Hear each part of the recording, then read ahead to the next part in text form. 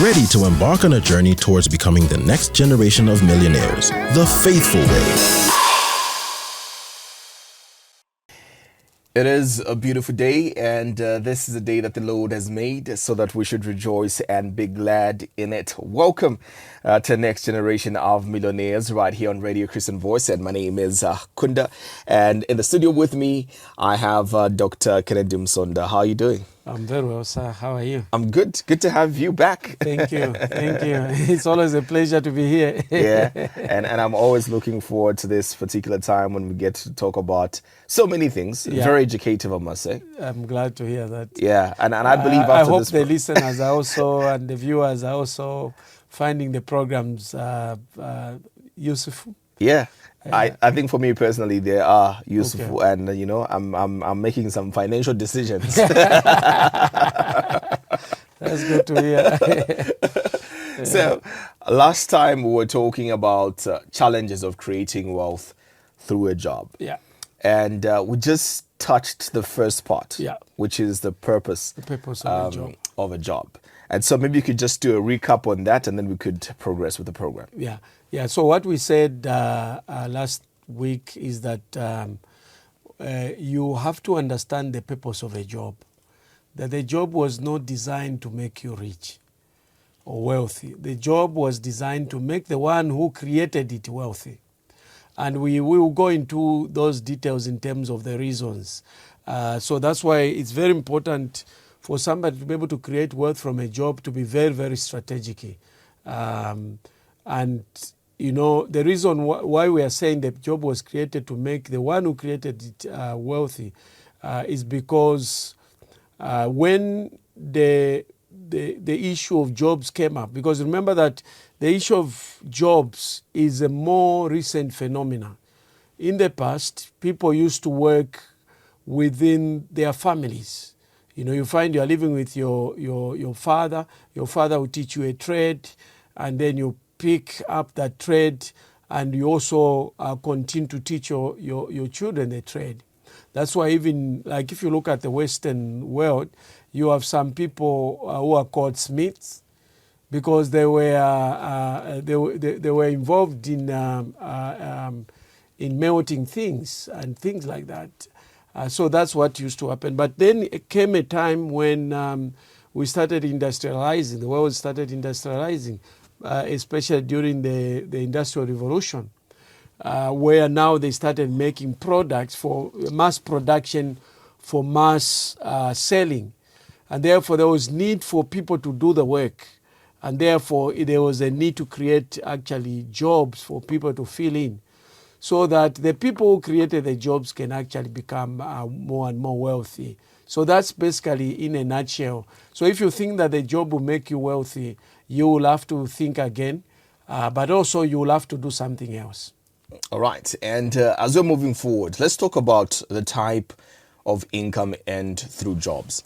Yeah. And I would want you to shed light on the limitations of earned income, including the challenges of high taxation and lack of residual effects. Yeah. So first thing, as we have mentioned, there's a limitation, a big limitation in creating wealth from a job. And the first thing we mentioned that the purpose of a job. But not only the purpose of the job, and linked to the purpose of the job is the type of income that you get. I think we will need to dedicate a program specifically to look at different types of incomes. Because if we just mention this one type of income, our listeners and those that are watching us on the various platforms may not be able to understand if they don't know this. But let's talk about the type of income that you get from a job. The type of income, or let me just summarize and say, there are three major types of incomes, or you can categorize the incomes in three types. We have what is called end income, you have passive income, and we have portfolio income. And those will be able to explain them in the program that will follow. Now, if we are talking about end income is a type of income that you earn by working physically. In other words, you have to be present for you to earn it.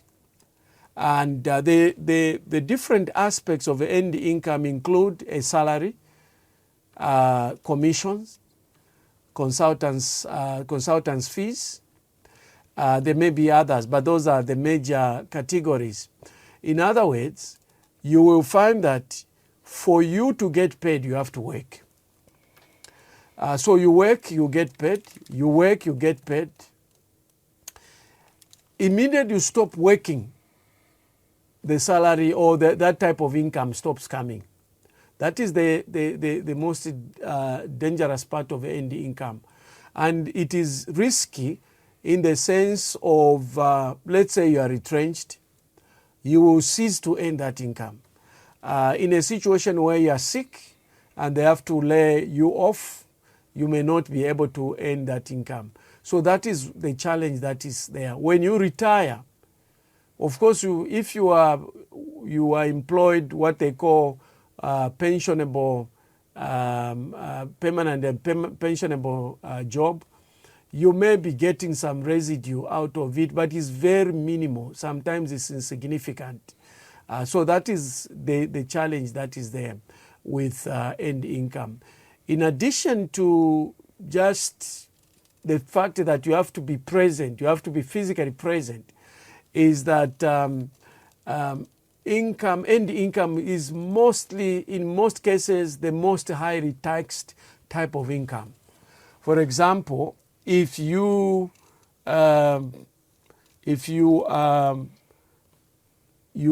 let's take for example a salary, you'll find that sometimes, I'm not sure how much tax is now, maybe you can tell me since you are in. So we have these categories. I think it can even go up to 30% of your income going before you even see it. I know there are different brackets. I haven't followed of late. So it's the most taxed type of income. In terms of, when we look at earned income, within earned income, you find that salary is highly taxed. Consultants, 15%. I don't know commissions, how much they tax that. So you find that the earned income is highly taxed. But when you look at other types of incomes, you'll find that you may not be taxed as much as earned income is taxed. The other challenge also is that if we compare businesses and individuals, when a business makes, let me just say, the business is taxed after expenses, but for an individual, he is taxed before he even sees the money. So that's the challenge that is there. So generally we are saying earned income is highly taxed, it's risky because it means you have to be present, you work, you get paid, you work, you get paid, you stop working, it stops coming. To talk to us, send us a message on 0960-200-490, send a WhatsApp message, send a text message, let's get interactive, or simply follow us on all our social media platforms, Facebook, Instagram, TikTok, YouTube, LinkedIn as well, and let us know how you're finding the program, and let's get interactive. Next Generation of Millionaires right here on Radio Christian Voice, and my name is Kunda, and I'm with Dr. Kennedy Musonda in the studio. And so, Doc, I want us to get to time-based compensation, so maybe you could just look at that and what it is. Yeah. So we've said you have to understand the purpose of the job. The job was not designed to make you wealthy, but to enable you earn a living. Secondly, the type of income you get also limits you because you are getting an income that is highly taxed, that is based on you being physically present, and other limitations that I've talked about. But when we say that the problem is that a job is time-based, you are earning an income that is time-based. What I mean is that for you to earn an income, you have to sell your labor. And that labor is measured in terms of time. For example, you come in at maybe 8, and that is, we are forgetting the time that you've spent to commute from wherever you're coming from, plus traffic. So you find some people have to spend an hour, 30 minutes, an hour, sometimes 2 hours to reach the place of work. So maybe you started off at 6, you knock off at 5, and then you have another 30 minutes to 2 hours going back. So you find that even if they are saying you are spending 8 hours, in real sense, plus lunch, you find that you would have spent 8 plus 5, where you find that maybe you spend 13 hours in a day. So 13 hours from 24 hours, what are you remaining with? So if you look at the balance, then after that, and by the time you are going home, you are actually tired. And you may not have, so you will have very little, you can't do any other thing after that. Some people, even from there, they have to go to school. So that's where that's the challenge with the issue of income. And what it means is that for you to earn more income, you also have to spend a little bit more time. So you may have to get maybe a side hustle. You've already sold the best part of your time for money. So when you get a side hustle, you also have to spend a little bit more time. But you can only do so much. So you reach a point what we call time saturation. You can't just sell any more of your time in a day to be able to earn you an income. And that is the challenge. But if you look at other types of incomes that we've talked about, they actually don't need you to be present. They don't need, you don't need to be physically present, and you can also be you can have multiple types of incomes that don't require your presence, but you still be earning income. You still be having streams of income coming, and so that is the challenge. But for end income, unfortunately, in general, end income, there's a point where for you to earn more money, you have to spend more time, overtime, extra work. If you're a consultant, some consultants might even end up doing 3 consultants at a time, but then they compromise their work, the quality of the work, and they end up even affecting their future assignments. So that is the challenge that is with end income, is the aspect of you ending up running out of time, which we call time saturation. Okay. And what is KMVI quadrant? KMVI is the KM is those are my initials, Kennedy Musonda. It's something that I came up with as I was looking at various quadrants and various issues, and as I was also thinking, I also came up with my own, these things. You also have to contribute something, no matter how insignificant it might be. But the way this is, if you draw a quadrant, is basically a box with 4 boxes inside. So at the top, you may end up put importance. It's actually Kennedy Musonda value importance quadrant. So if at the top of the table, you put importance, and in the side, you may end up putting like relevance or value. The top importance, in the side, you put value. In other words, what this means is that it is not just about the purpose of a job, about the type of income you earn. It's also not just the question of the fact that you will reach saturation. If you want to increase the type of income, you want to earn more money, you will reach saturation. But also, where are you on the KMVI quadrant? In other words, there are certain types of jobs that actually earn you more income, and because they earn you more income, then it's easy for you to invest into the other types of incomes, so that you do not suffer anymore from the limitations of end income. So that's the whole essence. So what does that mean? Value importance quadrant means that some jobs are very important to society. They are very important to society. Others are not important. You know, in terms of value, some jobs have high value, others have less value. So in other words, what that means is that in terms of value, it's how much you are paid for it. Okay.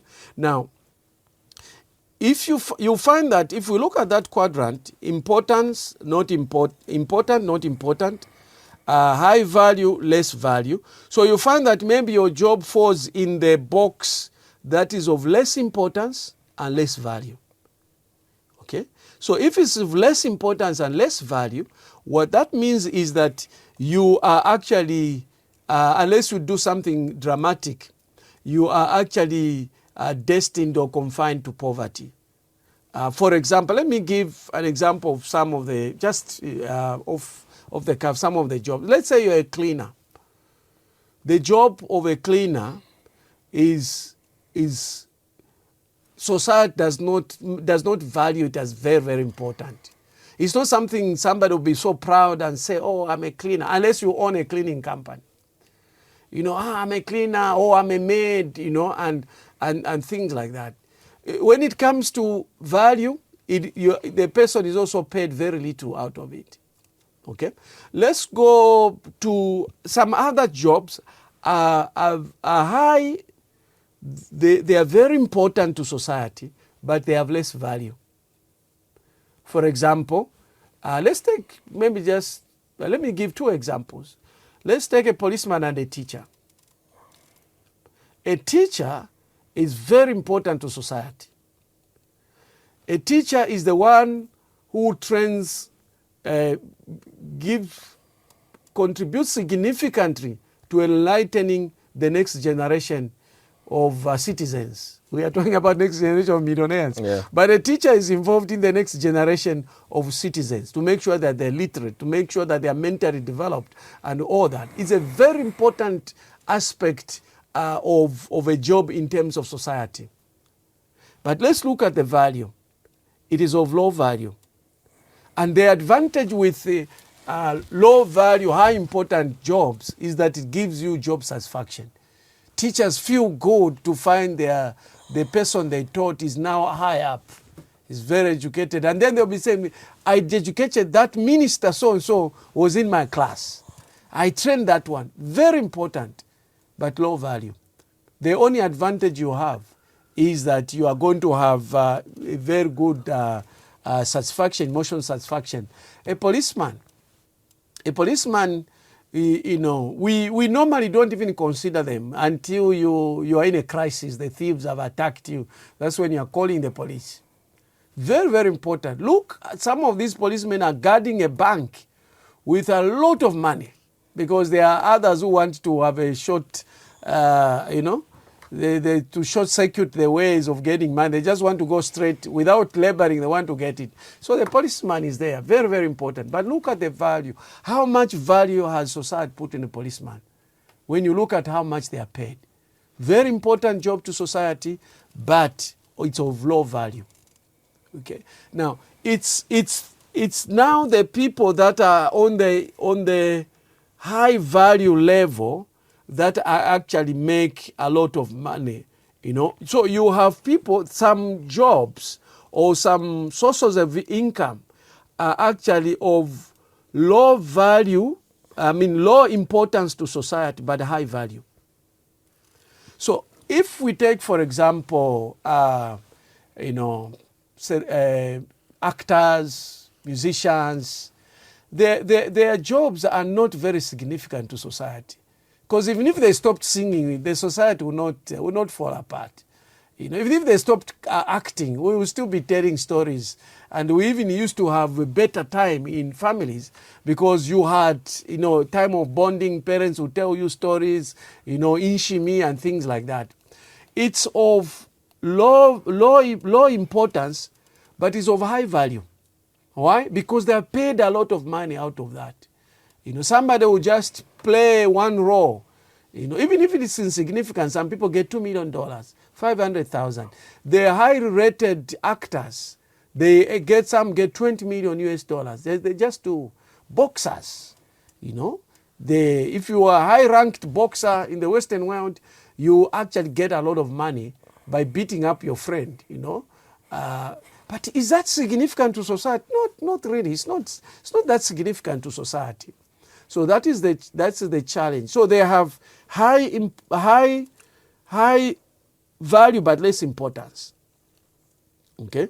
So, but those get a lot of money. But then you have another category of high value, high importance.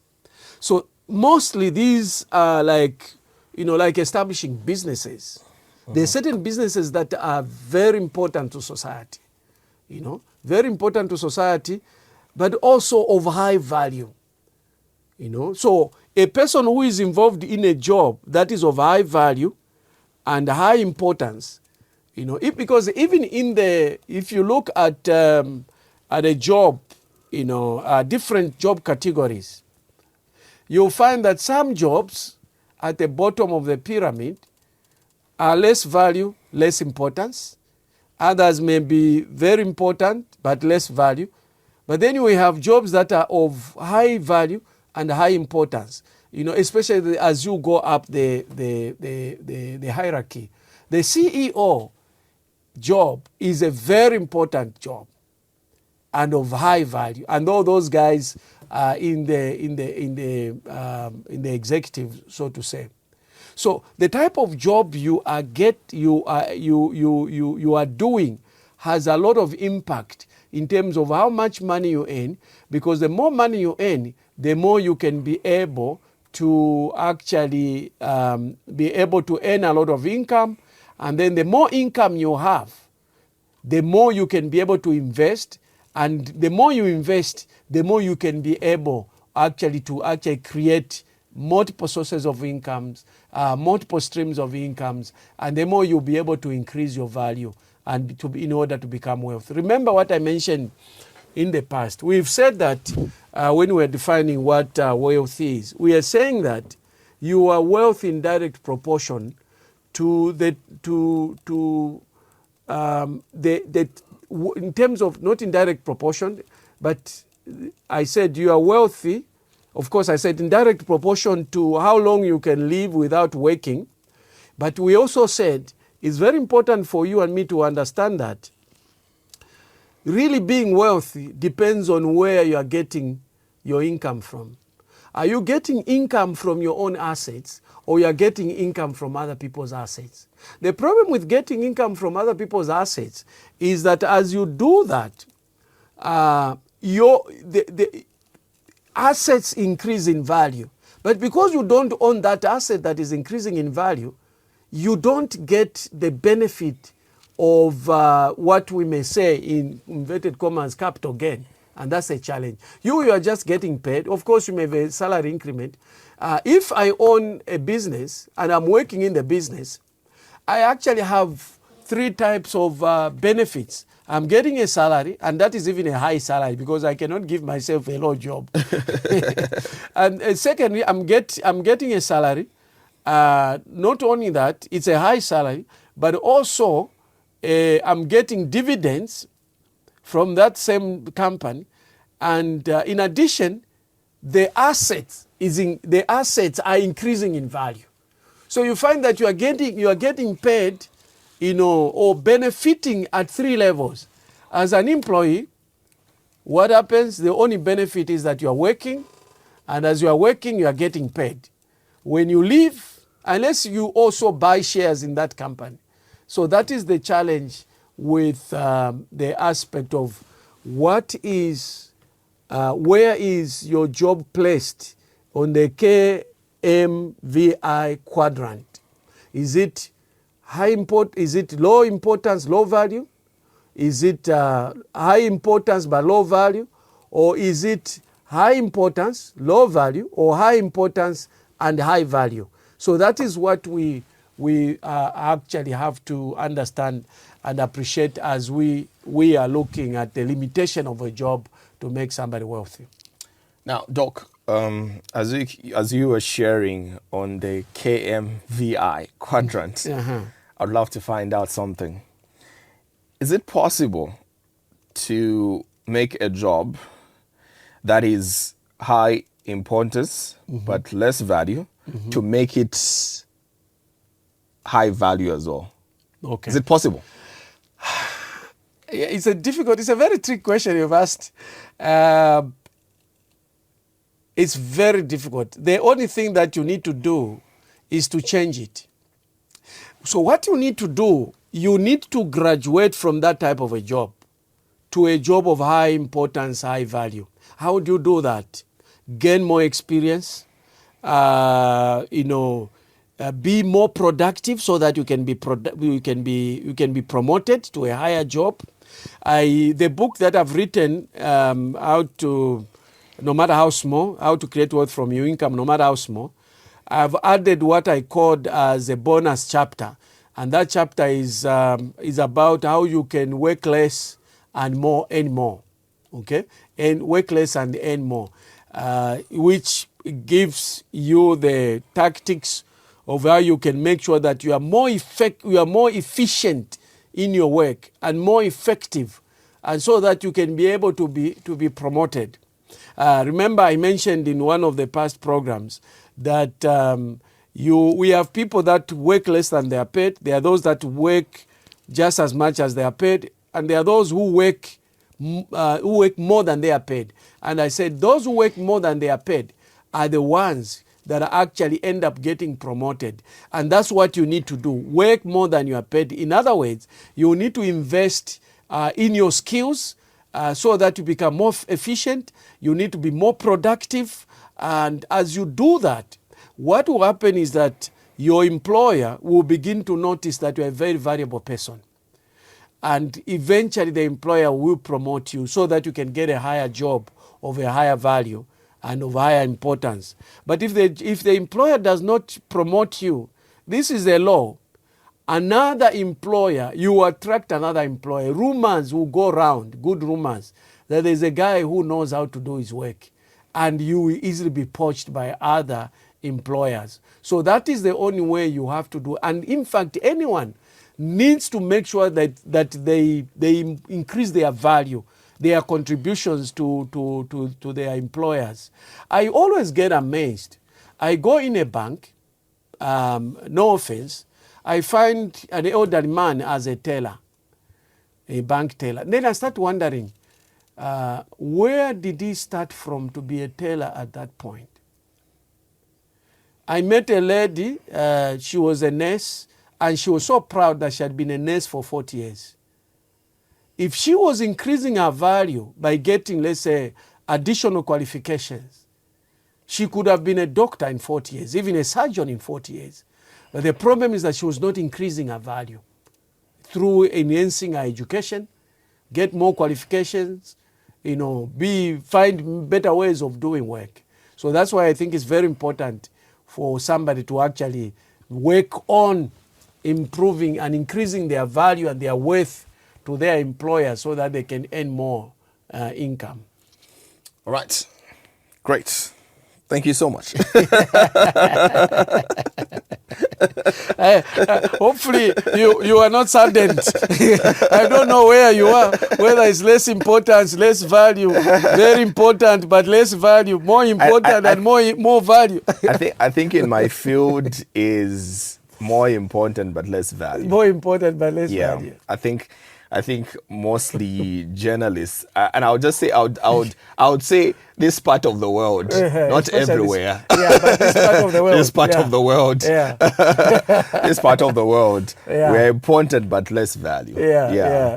So but I've heard what you've said. I was watching a video where somebody, the same car, an old car, took it somewhere, they put a particular value, another place, they took it to a place where the car went to even from, let's say, 50,000, 20,000, 100,000 to about $1 million.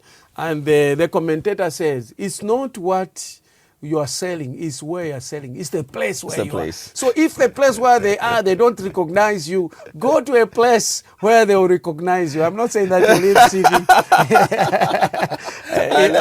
in Zimbabwe, where I've been working most of the year, a lot of social workers and health personnel have left for the UK. For the UK. I know. And we see that happening as well in Zambia, people leaving for the UK.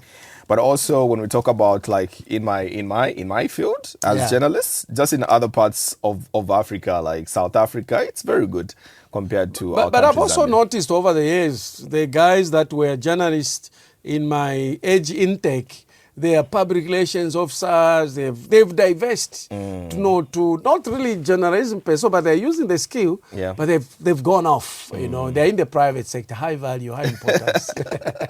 Doc, thank you so much. We're going to have to go now because we're out of time. But it's been great having this conversation with you today. Thank you. Thank you very much. All right, so we have to go now. Thank you so much for Keep It Radio Christian Voice. We'll be back next week at the same time to Keep It Radio Christian Voice and enjoy the rest of our programming. My name is Kunda, and it has been the next generation of millionaires. Bye-bye for now. Get ready to embark on a journey towards becoming the next generation of millionaires, the faithful way.